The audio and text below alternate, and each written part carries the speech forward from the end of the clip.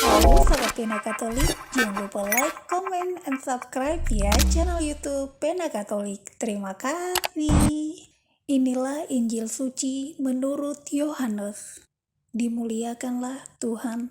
Menjelang akhir hidupnya, Yesus berkata kepada murid-muridnya, "Jikalau biji gandum tidak jatuh ke dalam tanah dan mati, ia tetap satu biji saja. Tetapi jika mati, ia akan menghasilkan buah banyak.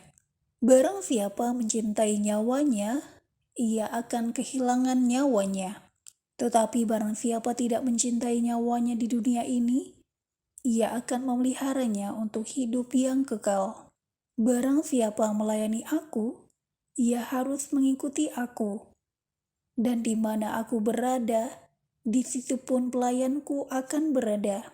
Barang siapa melayani aku, ia akan dihormati Bapa."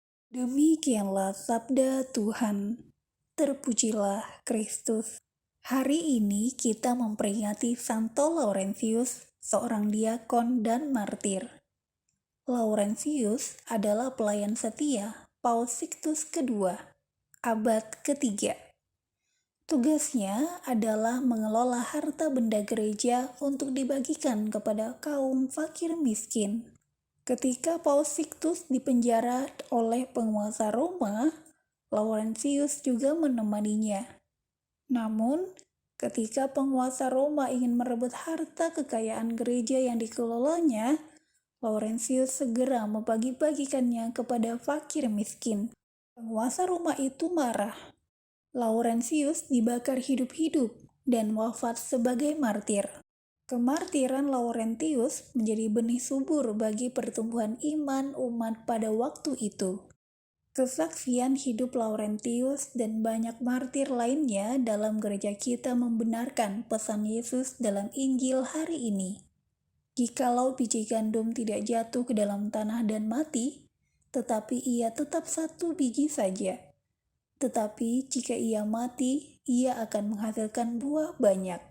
Agar dapat menghasilkan buah melimpah, dibutuhkan pengorbanan. Tertua Linus menulis, darah para martir adalah benih bagi pertumbuhan gereja. Artinya, mati karena iman bukanlah kesia-siaan belaka, tetapi sebaliknya menjadi benih subur bagi tumbuh kembangnya gereja.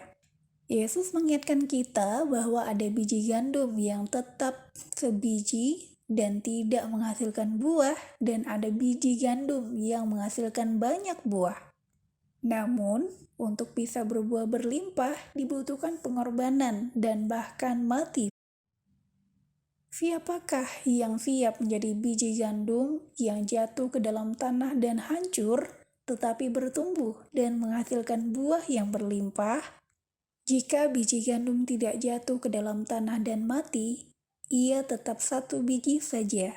Tetapi jika mati, ia akan menghasilkan buah banyak.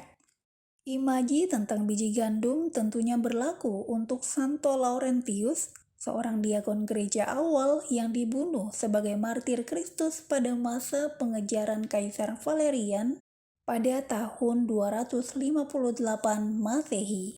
Memang ayat ini berlaku untuk para martir, namun tidak kurang berlakunya bagi kita semua. Catatan-catatan tradisi abad keempat menceritakan tentang tanggapan berita dari Santo Laurentius terhadap permintaan antek-antek Valerian untuk memberikan harta kekayaan gereja. Keesokan harinya, Laurentius muncul dengan banyak sekali orang miskin dan cacat dari kota Roma.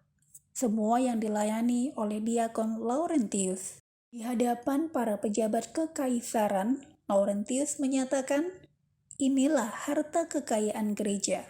Untuk keberanian ini, Laurentius dibakar hidup-hidup. Jika darah para martir merupakan benih bagi gereja, di mana tempat kita sekarang, tidak terlalu banyak dari kita akan dipanggil olehnya untuk menumpahkan darah sebagai martir Kristus. Dengan demikian, bagaimana kita dapat membantu gereja untuk berakar dan bertumbuh? Jawabannya, dengan sukarela merangkul kemartiran kecil-kecilan sebagai bagian dari kehidupan kita sehari-hari. Apabila kita memilih untuk menyangkal atau mengesampingkan diri kita sendiri untuk menolong orang-orang lain, atau ketika kita memutuskan untuk berdiri tegak demi Injil Yesus Kristus, maka kita pun dapat dikatakan bergabung dengan para martir seperti Laurentius pada waktu kita ikut ambil bagian dalam kurban Yesus bagi dunia.